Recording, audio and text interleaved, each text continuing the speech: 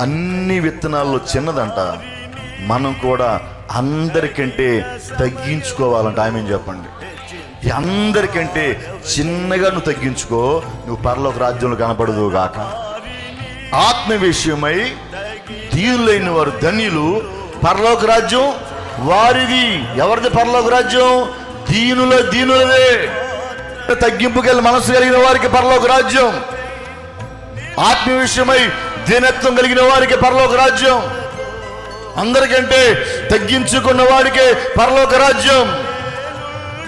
అందుకే దేవుడు పోల్చాడు ఆవగింజ పరలోక రాజ్యాన్ని. అన్నిట్లో చిన్నదంట. ఏంటంట? అన్ని విత్తనాల్లో చిన్నది.